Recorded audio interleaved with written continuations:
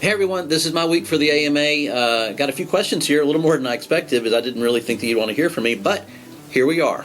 CD Marine, man, this whole thing has really been a pretty wild ride. What's been your favorite moment so far?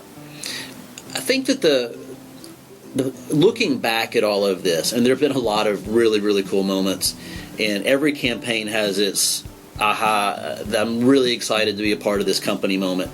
But I think that during the Endangered Orphans campaign, actually getting into that funding point where, because I honestly, and I swear, I honestly did not think that we were going to fund that quickly, if at all. I actually was imagining, it's like, what can I do? What friends can I pull favors on to make sure that we can hit our $4,097 goal?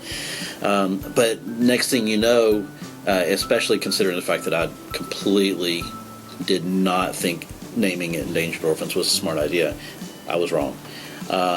So that was really kind of thrilling for me to, I like being wrong. And, well, that's, unfortunately, I'm getting used to it. Bob Hoyne, I think everyone wants to know, when are we getting more sugar ponies? Well, here's the problem, Bob. Sugar ponies actually is probably the best game we've ever made. And I think that it's really intimidating Jesse. Jesse likes to call it an awful game. Jesse likes to look at it and say, please, please, please don't even mention the name. And I think that, quite frankly, he's just intimidated. I mean, wouldn't you be? So no, it's not going to happen again. Marie, how many times a day do you take a break to cuddle Beast? 7 times. When I first walk in the door, he kind of requires it. After I feed him and he kind of gets a full belly, then he kind of requires it. There are a few times that he kind of plops down on my couch, and well, a lot of times I'm already there taking a nap, so that kind of requires it. And then a few other times, but yeah, 7. It's pretty much 7, because anything before that or after that, he bites. Adam, if there's one thing you could do that would leave a lasting impression on the human race, would you do it sans pants? No. It's a misunderstanding. Everybody thinks that I don't like wearing pants. That's not true. Opie and Jesse stole my pants. I want pants. You want me to wear pants. I promise you. I'm definitely going to do my lasting impression with pants on. Kimber Forrester asks, are Jesse and Key the same person? We've never seen them together. Is this a coincidence? You know what? I don't know if it's a coincidence or not. But one thing that I want to point out is you've never seen me and Key together either. Is that a coincidence? I'm not so sure. Michael, who came up with the money grab address? Or is that your official CS name? Actually, I did. That was my thing because, well, quite frankly, that's what it kind of is, and it made sense because I get a lot of emails. I have a lot of email addresses. Sometimes I just can't keep up with them because I have other entities that I deal with. So when we were kind of talking about it, and that's one of the things about Certifiable, we just want to own what it kind of is, and it is a money grab in a way, but that seems to be what people want, and I just kind of thought it was funny, so money grab it is. Chris Hinthorn asks, if you could bring anyone back from the dead, who would it be and why? That's pretty easy. Claudius Maximus. Jesse misses him a lot. So Claudius, we need him back. Matthew Forrester says, what is the largest animal that you think you could successfully take in a bare hands fight to the death? Now, I'm actually a very, very... I don't know what violence really is. I'm a very peaceful person. I did kill a goldfish once, so that's probably the. I didn't mean to. I promise. But so I really don't know that I have it in me, honestly. But I'd say goldfish is probably the limits of my capabilities. Paul Sangster says, has any of the Certifiable Team sneakily put themselves into one of your games? Well, that's interesting because I'm actually in a couple of the games. Jesse not so sneakily put me in Killing Parentless Children, pantless, of course. He a little bit more sneakily put me in the actual Endangered Orphans. If you know the clip where there is the one orphan pushing the other orphan off the cliff, The one being pushed off the cliff is actually me. Look really closely and you'll see there's definitely a resemblance there. David Leach says, does Certifiable ever work with other game designers on projects? This one I'm actually really excited to say absolutely yes. We have not published any with other designers, but we actually have some in the works. We're really excited about. We met some really great people at Gen Con. And then also there's some, we're getting a lot of good help locally with some ideas that we have. So absolutely yes. We would like for it to be more because especially when you're a small company like this, and we have an interest in more bandwidth, but the ideas are sometimes hard to get to the finish line. We're getting ready to kickstart our next campaign pretty soon, and so we're really excited to be able to have some other irons in the fire, so to speak, mechanics wise, because obviously these guys can their art is just amazing, and I'm really excited about them being able to take some non-mechanic ideas to the finish line, and so yes, we're definitely doing that and excited about it. Alexander, approximately how many times a week do you consider firing Jesse? That one is a tough one to answer. So the bottom line is I can't fire Jesse. We're partners, and so the more appropriate question is how many times a week do I consider quitting and leaving the company and forfeiting my partnership? And the answer to that is one continuous, all the time, very long consideration. One time I consider quitting. I'm considering it now. Brittany, any idea when the new puzzles will be available? They look cool. They are cool. We have 4 of them, and they're absolutely stunning. The first 2 are already available on backer kit for D6. We're just kind of waiting right now. We're going to be putting at least one of the other ones on the backer kit for our next campaign, if not all of them.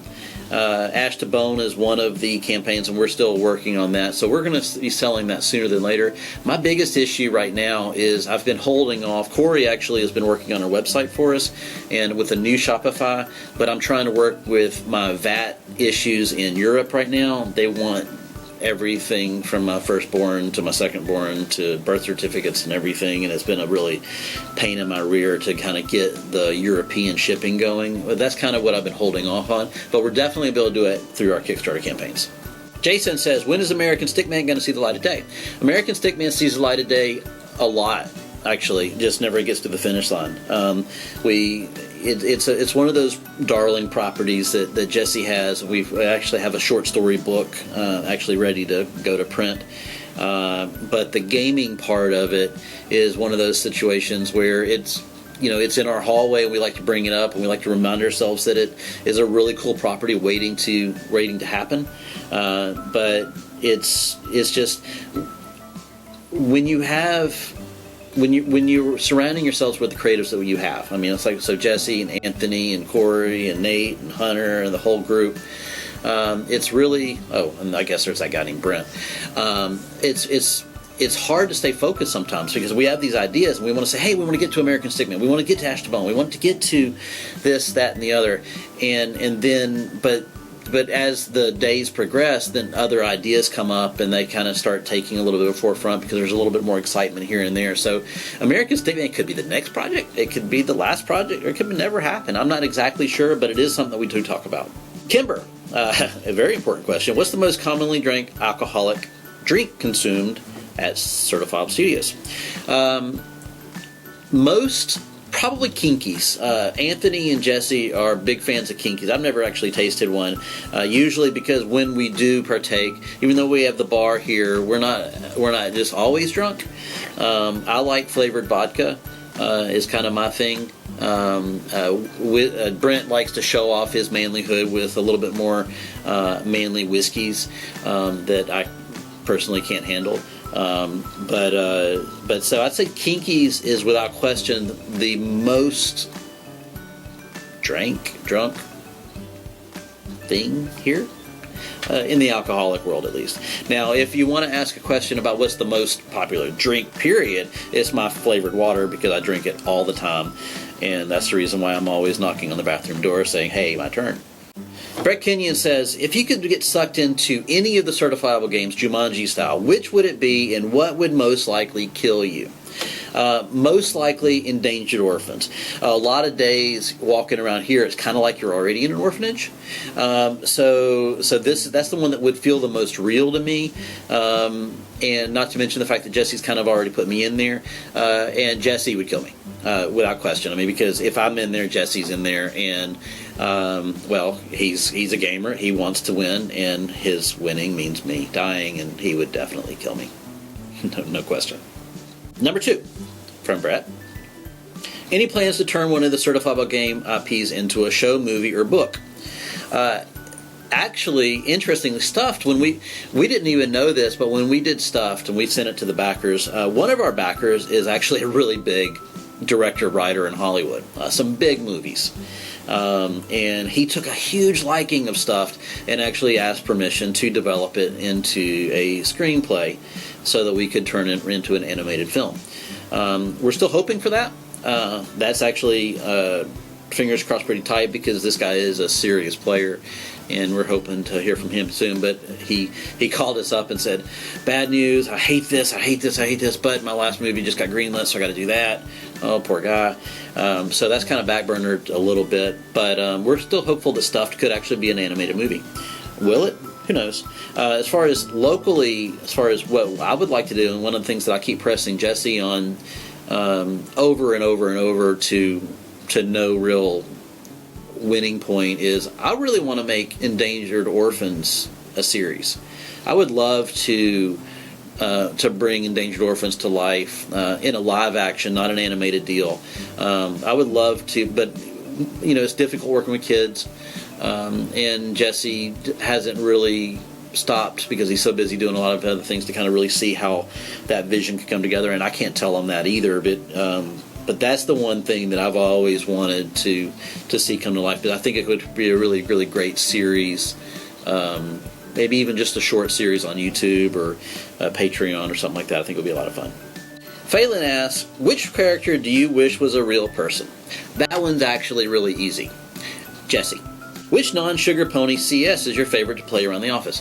Hands down, I love Who Goes There. Who Goes There is by far my favorite game, period. I don't get to play it nearly enough, mainly because, I mean, it is a time commitment, but I absolutely adore that game, and it's not a game that I ever would have expected to be my favorite game, but I have had so much fun with Who Goes There. Matter of fact, I want to play it right now. Oats.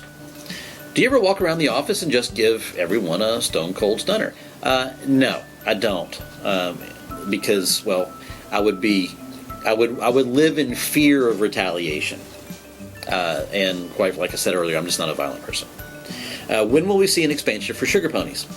Never. The only way that we could ever expand on Sugar Ponies to make it any better than it already is probably to expand on the rules a little bit. Outside of that, yeah, it's just not gonna happen. Since CS makes great and funny videos, will we ever see a CS film movie being made, like a cartoon or stop motion flick? So that's always the hope. I mean, video is kind of my background. I always want to do something like that. It's difficult. It's probably more akin to, you know, like Anthony's really big into the graphic novel side, and he and Brent have been wanting to work on some stuff. Mentioned the movie director, writer that wants to turn Stuffed into a movie. Would love for that to happen. One of the things that would be a really great reality show would be basically just Certifiable Studios TV. That's something that, I mean, you know, kind of like when we kind of played around with the idea of a Netflix, you know, this is certifiable type show. Actually, it would be, there's a lot of times that it would be a lot of fun. There are a lot of times when it would be miserable TV, but the idea has been kicked around. Pat Carnes. What happened to the Throw Punch Thursday choker you bought during the EO campaign? It has been confiscated. I have no idea where it is. I think that they got tired of me wearing it around on Thursdays. I wish that I could find it, because today happens to be Thursday, and you're talking about this on Thursday, and that makes me a little uncomfortable. I'll be doing some Amazon shopping a little bit later. Which is your favorite sugar pony? That one's super easy. Allie. I love Allie. Kick-Ass or Chew Bubblegum? I mean, come on. I mean, I'm here to do both. Seriously. Frosted Brownie. My friend Angela. Since you always seem to be burdened by shipping woes, what does your shipping burden look like? How long has it been haunting you, and do you think you will ever get rid of the burden? Yes, I will definitely get rid of the burden the day that we stop making games or stop sending games. I don't know when that'll be, but I mean, at some point in my life, that'll probably happen, or at least my involvement will stop. I'll stop being burdened by it. I don't know when. The burden looks like hell. It's probably a hodgepodge of hatred, personal worry, regret, depression, dependence, because it's one of those things that's so painful for me, because I'm dependent on everybody to do their job that I'm paying them so much money to do, and it would be a Frankenstein burden of all of the everything would come together, and it would be highly stitched up, torn apart, stitched back again. We'd probably put some bolts in its forehead. It would probably change colors with my mood, so it would all be black. Yeah. Thanks for bringing that up, Angela. You're not my friend anymore. Well, I think that pretty much wraps it up. Quite a few questions. I'm sure that there are a lot more because I'm such an interesting person. So I'll just leave you at that. Goodbye.